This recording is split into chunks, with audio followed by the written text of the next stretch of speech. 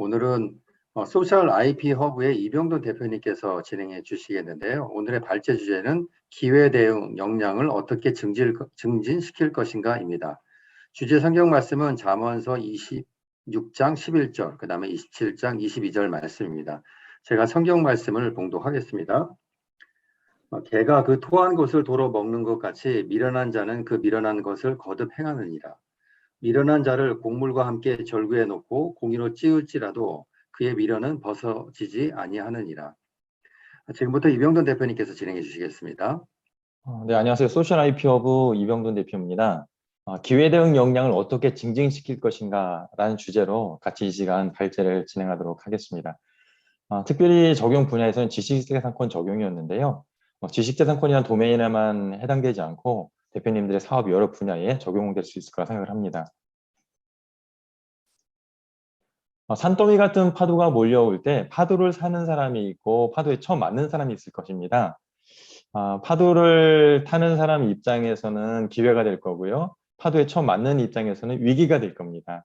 그래서 파도를 우리는 잘 타기를 원할 겁니다. 파도를 잘 타기 위해서는 강인함과 더불어 유연함이 필요합니다. 많은 사람들은 유연함을 유약함으로 혼동을 하시는데 강인함과 더불어 또한 변화에 민감할 수 있게 기민하게 대응할 수 있는 유연함도 역시 필요합니다. 우리는 경영의 일반 상황 가운데서 위기를 준비해야 된다는 말을 많이 합니다. 그래서 우리는 유비무환이라는 말도 많이 하죠. 그래서 우리가 위기를 제대로 준비하면은 위기가 왔을 때 그걸 제대로 잘 대응할 수 있다. 이렇게 얘기를 합니다. 그런데 우리는 살아가면서 대부분의 교훈을 사후적 고찰에서 얻죠. 그래서 위기가 왔을 때 알게 되니까 위기인 겁니다. 그러니까 위기가 오기 전에 이것이 위기야. 앞으로 위기가 올 거야. 어떤 게 위기일 거니까 이걸 우리 대비해야 돼. 이렇게 알 수 있으면은 그 위기는 큰 위기가 되지 않습니다. 그런데 우리가 삶을 지나면서 보면은 위기가 왔을 때, 바로 코앞에 왔을 때, 아니면 좀 지났을 때 알게 됩니다. 그래서 위기가 왔을 때 알게 되니까 위기라는 말을 할 수가 있습니다. 애자일 경영 시대에 위기 대응 역량의 한계가 있습니다. 많은 사람들은 위기를 접하게 되면은 우리 회사가 지금 어렵지만은 이 위기를 잘 이겨내고 나면은 우리는 이 위기가 우리 회사에 기회가 될 거야. 이런 말을 많이 하게 되죠. 그래서 우리가 이것을 잘 이겨내서 정말 멋진 회사를 만들어 보자. 힘을 내자. 화이팅! 이런 얘기를 합니다. 그래서 하나의 위기를 잘해서 협동을 해서 잘 지나가죠. 그런데 우리가 경험상 돌아보면은 하나의 위기가 지나갔다고 그래가지고 다 끝나는 것이 아니고 계속적으로 새로운 위기가 다가오게 됩니다. 그러면서 우리가 알고 있는 거는 고진감래라는 사자성어를 알고 있어요. 힘든 거에 다 지나가면은 좋은 게 올 거야. 그런데 우리가 경영의 현장에서는 힘든 거 오고 또 힘든 거 오고 또 힘든 거 오고, 그러니까 다람쥐 쳇바퀴 돌듯이 역시 똑같이 힘든 것만 온다는 얘기죠. 그러면서 고진감래라는 그런 말은 희망 고문인가? 그런 생각을 하게도 됩니다. 그러다가 우리는 오랜만에 기회를 만나게 됩니다.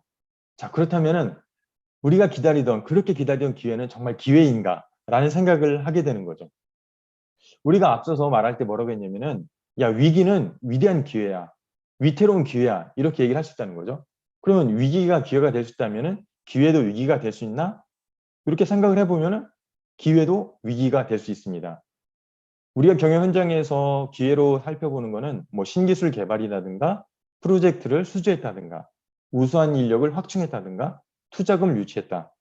이 앞에 적혀 있는 네 가지는 누가 보더라도 우리 기업하는데 기회가 될 수 있어 라고 생각을 합니다.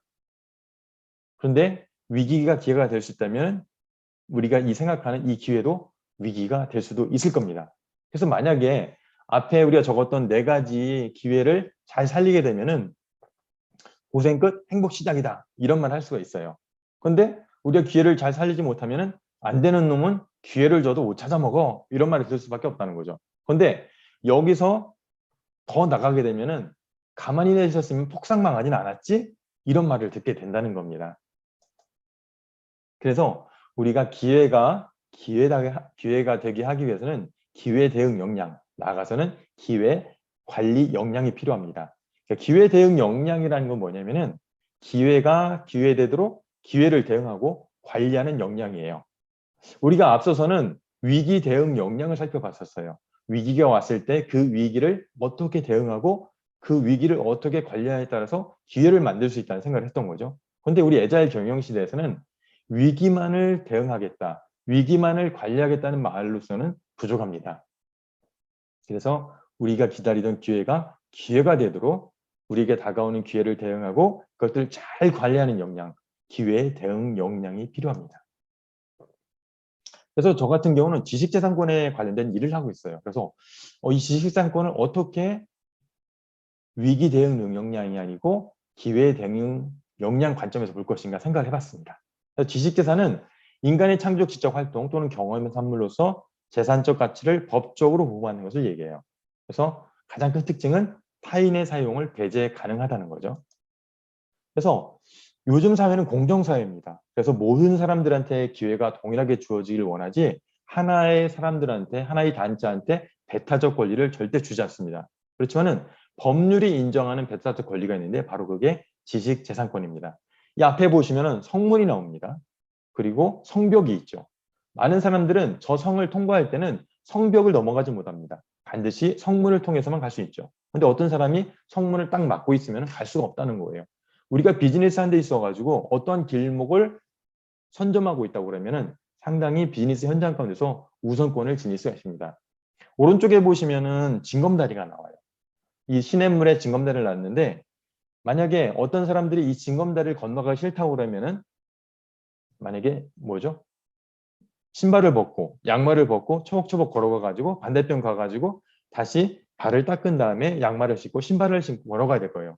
그만큼 징검다리라는 거는 모든 사람들이 갈 수밖에 없는 그 길목을 얘기를 합니다. 그래서 그 길목을 우리가 선점했을 때 우리 사업 가운데 더 좋은 역량을 발휘할 수가 있다는 거죠. 자, 그렇다면은 보통 사람들은 지식재산권을 접근을 할 때는 위기 대응 역량으로 이제 접근을 합니다. 그래서 어떤 생각을 하냐면은 우리가 이 특허권을 가지고 있으면은 다른 사람이 우리 특허권을 침해하게 되면은 우리는 그거에 대해서 뭐 특허권을 행사를 해서 그 사람이 사고를 못하게 할 거야. 근데 경험상 보니까 우리가 특허를 가지고 있다 할지라도 우리 특허를 침해하는 사람이 없는 거예요. 그러면 그 특허권을 이제 취득한 사람 입장에서는 고민이 생기는 거죠. 분명히 나는 이 특허권을 통해 가지고 다른 사람이 우리 특허권을 침해하면은 그 사람한테 소송을 걸어가지고 뭔가 돈을 벌고 나만 사업을 하고 싶었는데 그것도 안 되는 거예요. 그리고 또 내가 이 특허를 가지고 있으면 다른 사람들이 사업을 못 할 줄 알았는데 실제적으로 보니까 내가 이 특허권을 가지고 있다 할지라도 이 특허권을 약간 회피를 해서 사업을 하는 거예요. 그러니까 나는 그러한 위기를 생각을 해가지고 특허권을 확보를 했었는데 현실에서는 그게 적용되지 않는다는 거죠. 근데 이 특허도 역시 기회 대응 역량 관점에서 보는 것이 상당히 필요합니다. 그래서 기회 대응 역량 관점이 뭐냐면은 우리 비즈니스 한 데 있어가지고 어떤 기회가 왔는데 그 기회를 살릴 수 있는 방안으로서 이 특허를 사용할 수가 있습니다. 그래서 아까 이 네 가지 살펴봤었죠. 신기술 개발과 프로젝트 수주와 우수 인력 확충, 투자금 유치라는 네 가지 기회가 주어졌어요. 그럼 이 네 가지 기회가 줬을 때 어떻게 지식재산권을 통해서 이 기회를 살릴 수 있느냐. 자, 신기술을 개발을 하게 되면은 여러 가지 기술이 나오게 됩니다. 근데 이 신기술이 실제적으로 돈이 될 수도 있고 돈이 안 될 수도 있어요. 왜냐하면 비즈니스라는 건 뚜껑을 열어보기 전까지는 모르기 때문에. 그렇지만 이 신기술이 개발됐을 때 그거를 그대로 뭐 제품으로 만들고만 마치는 것이 아니고 그 개발된 신기술을 가지고 특허를 창출할 수가 있습니다. 그러면은 그 특허 창출한 걸 통해서 이 신기술을 더 보호할 수도 있고 그 특허 창출을 통해서 새로운 사업의 기회를 만들 수가 있죠. 그리고 우리가 다른 곳으로부터 프로젝트를 수주를 했습니다. 프로젝트를 수주하게 되면 일단 돈을 벌려요. 근데 이 프로젝트를 수행하는 가운데 우리의 인력이라든가 자원이 너무 쓰이기 때문에 자칫해서는 경영상 어떤 위기가 올 수도 있습니다. 그렇지만 이 프로젝트를 통해서 우리가 수많은 경험을 하게 되고 거기서 노하우와 기술이 축적이 될 수 있어요. 그런데 거기서 축적된 기술과 노하우를 우리가 특허로 만들어 볼 수 있다고 하면은 우리 기업이 좀 더 발전할 수 있습니다. 이제 우수 인력이 확충이 됐죠. 이게 기회가만 될 것 같은데 이 우수 인력이 우리와 함께 있다가 나가는 경우가 있어요. 나가게 되면은 역시 그것도 우리한테 위기가 된다는 거죠. 근데 우수 인력이 우리한테 확충이 됐을 때 우수 인력이 새롭게 낸 아이디어라든가 새롭게 개발한 기술이라든가 여러 가지가 있습니다. 그런 것들을 그 사람들이 있을 때 특허를 창출해낼 수가 있습니다. 그래서 우수 인력이 가지고 있는 수많은 경험들과 아이디어를 그 사람이 우리 회사에 있을 때 특허를 창출해놓게 되면은 그 사람이 다른 회사로 이전을 한다 할지라도 그 기술력은 우리 회사에 남게 됩니다. 자, 투자금이 들어왔어요. 이 투자금을 여러 가지로 쓸 수 있겠지만은 특허를 매입하거나 또한 특허를 창출하기 위하고 특허를 검색하는데 그 좋은 특허를 획득하는 데 쓸 수 있다고 그러면은 이 투자금이 상당히 기업에 유리하게 동작을 할 수가 있습니다. 자, 그러면 기회 대응 역량을 증진하기 위한 몇 가지 팁을 저희 경험상 같이 한번 나눠보도록 하겠습니다. 기회 대응 역량이라는 것은 아까 제가 말씀드렸듯이 기회가 기회되도록 기회를 대응하고 관리하는 역량입니다. 저는 30대 정도에 절권도라는 어떤 운동을 좀 했었어요, 몇 달 동안. 그래서 몇 달 동안 하면서 그거에 대해 큰 실력을 늘진 않았지만은 거기에서 비즈니스 인사이트를 얻은 게 있었어요. 절권도에서는 뭐 또 손과 발과 자기의 몸의 모든 걸 쓸 수가 있죠. 그리고 제가 거기서 느꼈던 건 뭐냐면은 절권도에서는 보통 사람들이 예를 들어서 이제 권투를 한다 할 경우에는 상대방의 얼굴을 치려고 그래요. 그런데 상대방도 역시 나의 얼굴을 치려고 하겠죠. 내가 발로서 상대방의 몸통을 치려고 그러면 상대방 발도 나를 역시 몸통을 칠 거예요. 근데 절권도에서 말하는 건 뭐냐면은 나한테서 가장 가까운 곳을 먼저 공략을 하라고 합니다. 만약에 우리가 이렇게 이제 포즈를 취하고 있다. 그러면 우리 몸에서 가장 가까운 부분은 어딜까요? 상대방의 얼굴일까요? 아니죠.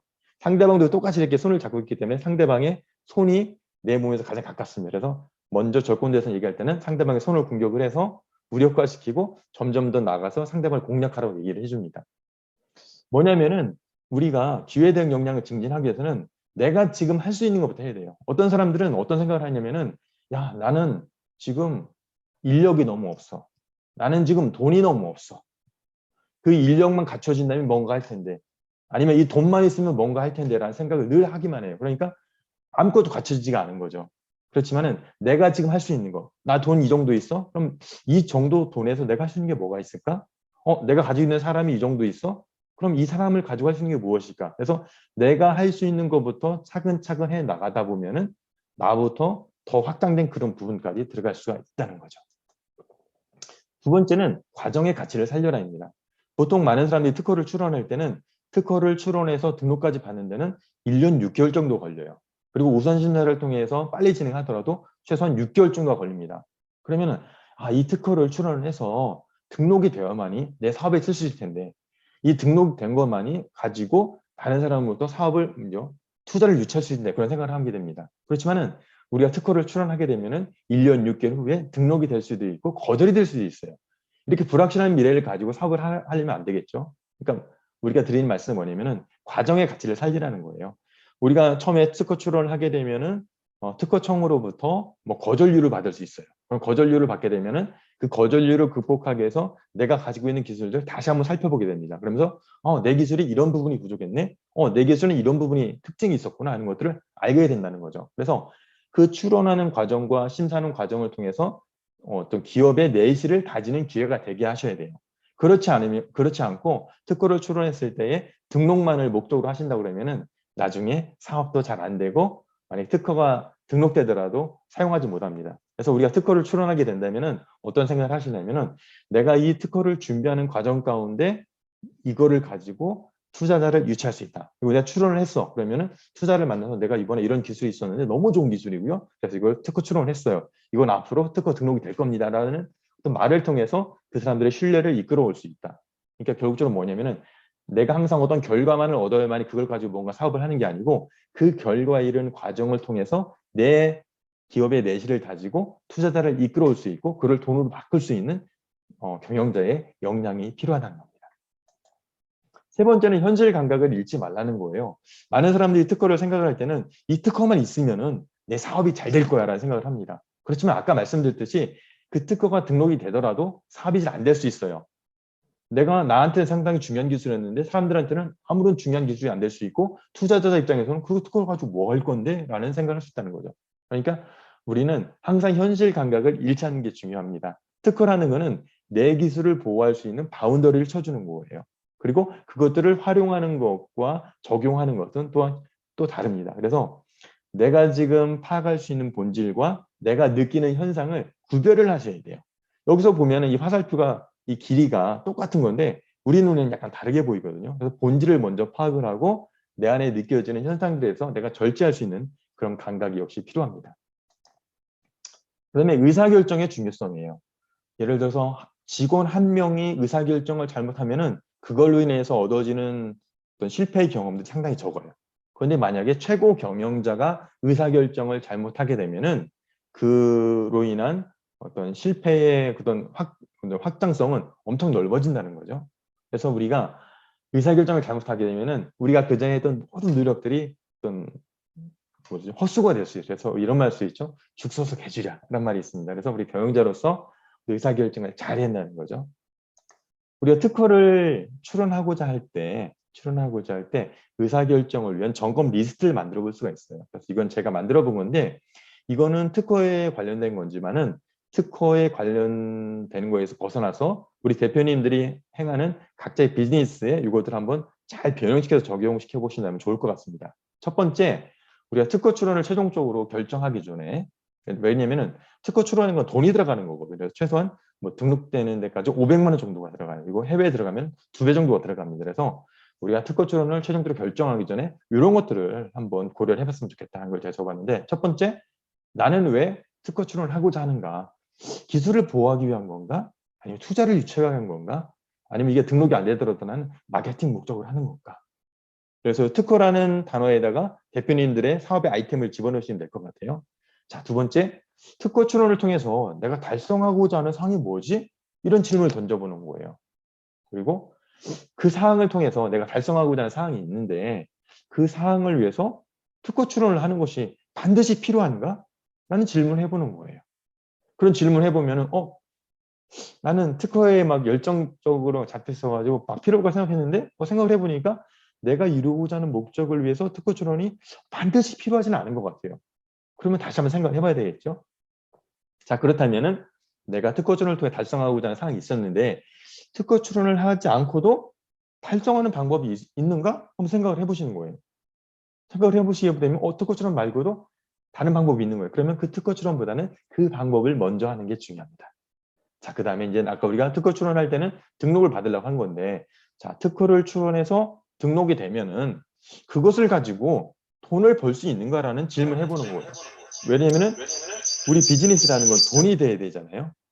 근데 만약에 우리가 비즈니스에 어떤 노력을 하는데 돈이 안 된다. 그러면은 그거를 과연 할 건지 말 건지에 대해서 다시 한번 생각을 해보셔야 된다는 거죠.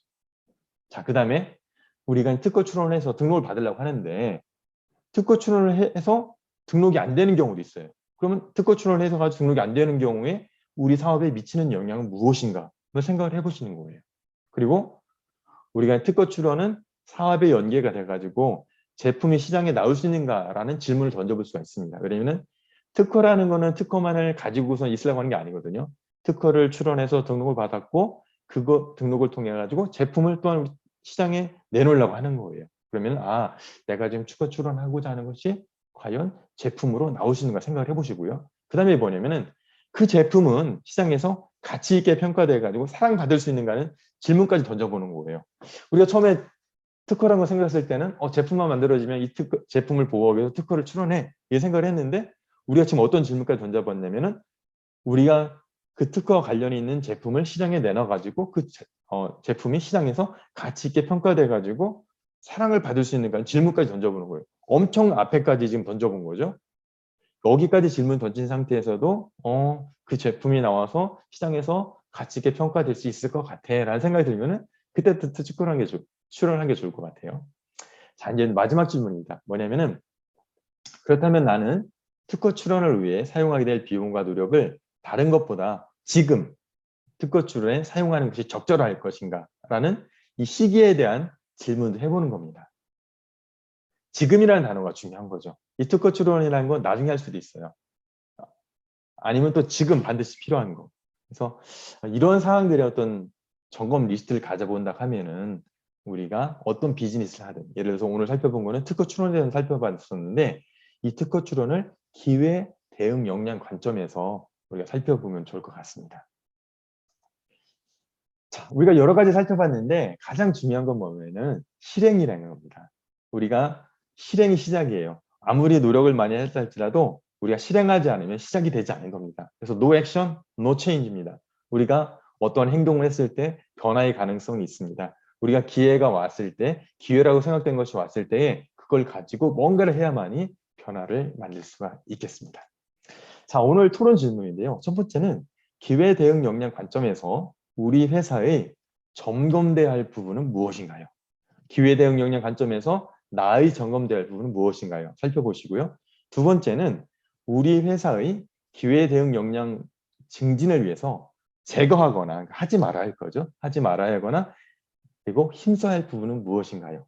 한번 이 질문을 가지고 같이 조별 토론을 하도록 하겠습니다. 감사합니다. 오늘 주제 성경 말씀이 개가 그 토한 것을 도로 먹는 것 같이 미련한 자는 그 미련한 것을 거듭 행하느니라. 미련한 자를 곡물과 함께 절구에 넣고 공의로 찌을지라도 그의 미련은 벗겨지지 아니하느니라. 우리가 한번 실패를 하게 되면은 그것으로부터 벗어나게 된다면 내가 이걸 잘할 거야라는 생각을 하게 되는데 우리 경험상 아쉽게도 개가 그 토한 것을 도로 먹는 것처럼 자꾸 반복하는 것도 생각하게 됩니다. 그래서 아까 제가 뭐라고 말씀드렸냐면은 제거한다는 표현을 썼었는데 우리가 반복되는 것들을 제거할 사실 필요가 있을 것 같고요. 우리가 또 미련한 것들을 벗는 것들이 공의로 찌을지라도 그 미련을 벗기지 않나 했습니다. 그래서 우리 연약함들을 항상 하나님 앞에 아뢰고 하나님께서 우리에게 지혜를 주십사 이렇게 항상 기도하는 것이 많이 필요할 것 같습니다. 그래서 우리가 위기를 겪을 때는 이 위기만 지나가면 다 될 것 같은데 사실 그게 끝이 아니거든요. 그래서 하나님께 늘 지혜를 구할 필요가 있다고 생각을 하고요. 오늘 저희들이 살펴봤던 거는 기회 대응 역량에 대해서 살펴봤습니다. 그래서 우리 성경적 경영 원리는 창조를 우리가 살펴볼 수 있을 것 같습니다. 창조의 경영 원리는 하나님 창조 사업의 동역자로서 가치 창출 활동에 주도적으로 참여하고 창의적 아이디어를 자유롭게 활용하는 원리입니다.